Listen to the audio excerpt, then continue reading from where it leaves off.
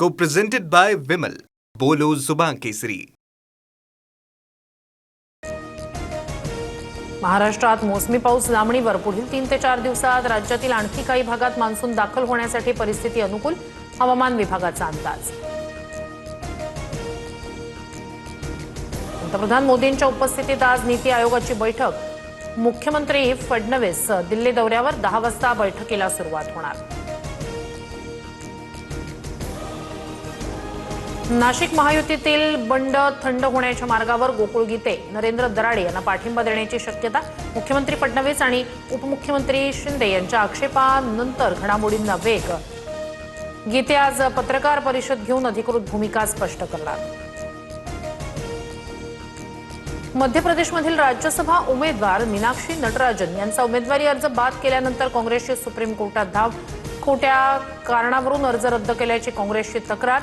निवडणूक आयोग आज भूमिका स्पष्ट करण्याची शक्यता. वर्धापन दिनानिमित्तानं अजित पवारांच्या राष्ट्रवादीचा आज मेळावा. दुपारी 2 वाजता मुंबईतील षण्मुखानंद हॉलमध्ये सोहळा. सर्व प्रमुख नेत्यांसह पदाधिकारी उपस्थित राहणार. काँग्रेसनं देशाला लाचार केलं. काँग्रेसमुळे देशाची प्रगती मंदावली. 2014ला देश काँग्रेसच्या कुचक्रातून मुक्त झाला. पंतप्रधान मोदींची काँग्रेसवर सडकून टीका. पंडित नेहरू आणि मोदींची तुलना होऊच शकत नाही. नेहरूंनी देशाची प्रतिष्ठा राखली, देश संघटित करण्याचं काम केलं. शरद पवार यांचा हल्लाबोल. तर पंडित नेहरूंसोबत मोदींची तुलना करत नाही. फडणवीसांचं स्पष्टीकरण. पुण्यातील सावित्रीबाई फुले विद्यापीठात आज कॉकरोच जनता पार्टीचं आंदोलन. अभिजित दिपके सहभागी होणार. संध्याकाळी 4:30 वाजता मोर्चा. त्यापूर्वी दिपके पत्रकार परिषद घेणार.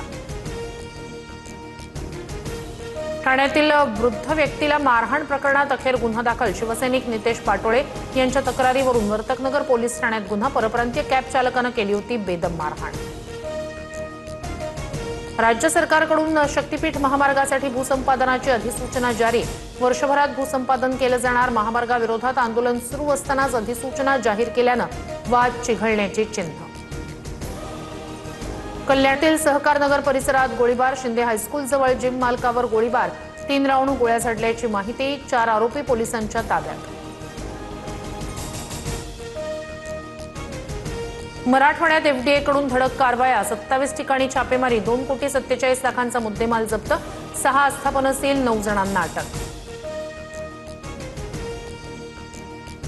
मुंबईतील फेरीवाल्यांना क्यूआर कोड आधारित ओळखपत्र वाटप करण्यासाठी मनपाकडून 26 जूनपर्यंत मुदत. आतापर्यंत 20,000 जणांची पडताळणी. उर्वरित फेरीवाल्यांनी संबंधित वॉर्ड ऑफिसमध्ये जाऊन पडताळणी पूर्ण करण्याचं पालिकेचं आवाहन. Co-presented by Vimal.